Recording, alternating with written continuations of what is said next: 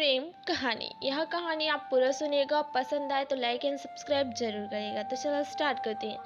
दोनों की प्रेम कहानी एकदम फिल्मी थी। वही पहली नजर का प्यार। शायद यही वजह थी कि मन के किसी कोने में एक उम्मीद थी कि इस कहानी का अंत भी ज्यादातर हिंदी फिल्मों की तरह ही होगा।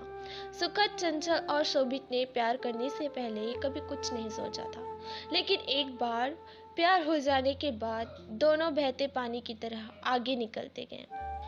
शोभित ने जल्दी ही शादी करने के इरादे से एमबीए के ऐसे इंस्टीट्यूट में एडमिशन ले लिया जो नौकरी दिलवाने का वादा करता हो। शोभित हड़बड़ी में इसलिए भी था क्योंकि चंचल के घर वाले लड़का तलाश रहे थे।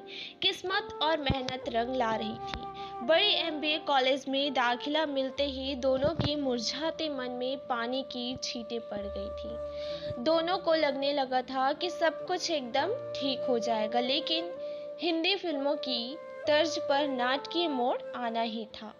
सो आया।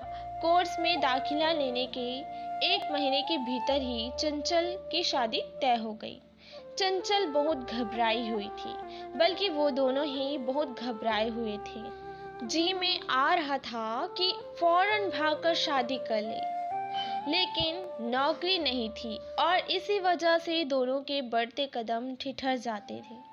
शोभित बार बार चंचल और खुद को समझाता रहा कि जो भी होगा अच्छा होगा। दोनों की बात भी हुई कि शादी के बाद अपने अपने घरों में करें, लेकिन हर बार की कोशिश जाति, उम्र, हैसियत, बेरोजगारी जैसी वजहों की भेंट चढ़ जाती। वक्त बहुत तेजी से हाथ से निकल रहा था। शोभित ने एमबीए की पढ़ाई और कोर्स छोड़कर कॉल सेंटर में नौकरी करने की सोची, लेकिन प्यार के रास्ते पर पहले चल चुके कुछ अनुभवी लोगों ने इससे होने वाले नुकसान को इतना बड़ा करके बताया, दोनों इस रास्ते में भी आगे नहीं बढ़ पाए। दोनों ने प्यार तो कर लिया था, लेकिन उसके आगे की बातें नहीं सोची थी। यही वजह थी कि प्यार के सफर पर निकल जाने के बाद जब बात शादी की आ रही थी, तो कभी चंचल को अपने भाई बहन की शादी का डर सता रहा था, तो कभी शोभित को परिवार की इज्जत और भविष्य की चिंताओं का काला खौफ। समय ऐसे बीत रहा था जैसे वह काले तेज घोड़े पर सवार हो रुकने का नाम ही नहीं ले रहा। रुकता भी तो कैसे, उसका काम ही है लगातार चलना। शादी की तारीख आ रही थी और बेबसी, बेचैनी की अजीब सी भावनाओं में मन में घर बना लिया। ऐसे हालात में दोस्त सबसे अच्छे और अनोखे विकल्प देते हैं। चंचल और शोभित को भी कई सुझाव मिले। चंचल की शादी का दिन आते आते हर बड़े से छोटे मंदिर तक नंगे पांव जाने और 101 रुपए का प्रसाद चढ़ाने का वादा भगवान से मैं कर चुका था, पर महंगाई के इस दौर में 101 रुपए से होता क्या है, शायद भगवान को भी यह मंजूर नहीं था। निराश होकर शोभित ने नास्तिकता और वास्तविकता की ओर कदम बढ़ा दिए। शादी तय होने से लेकर शादी के दिन तक लड़के का फोन नंबर और पता फेसबुक से निकालकर कुछ जुगत भी भिड़ाने की कोशिश भी नाकाम रही थी। उसकी शादी वाला पूरा दिन शोभित ने मंदिर में ही बिताया। कुछ उम्मीदें शायद अभी बाकी थी, हालांकि सूरज ढलने के साथ उनमें भी तेजी से कमी आ रही थी।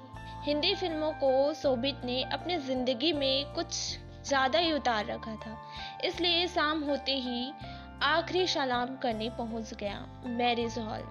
दुल्हन के तैयार होने वाले कमरे में किसी तरह पहुंचकर उसे बोल दिया कि मैं स्टेज पर आऊंगा तो मुझे गले लगा लियो।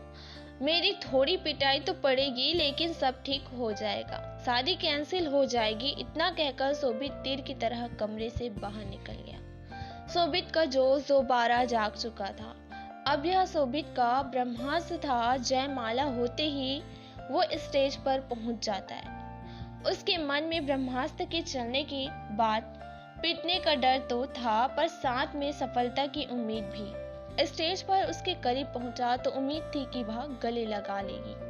शोभित ने चुपके से इशारा भी किया, लेकिन उसके चेहरे पर कोई भाव नहीं था। पर कुछ मिनट रुकने के बाद फोटोग्राफर ने शोभित से कहा, भैया अब उतर भी जाओ।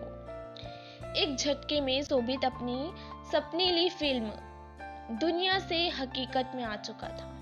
चंचल किसी दूसरे की जिंदगी बन चुकी थी। लौटने के बाद एकटक पत्थर सी आंख लिए शोभित रियल लाइफ से निकलकर अपनी जिंदगी की फिल्म को रिवाइंड होते हुए देख रहा था। बस शोभित का साथ देने के लिए चंचल नहीं, उसके नमकीन मैले आंसू और यादें साथ थी।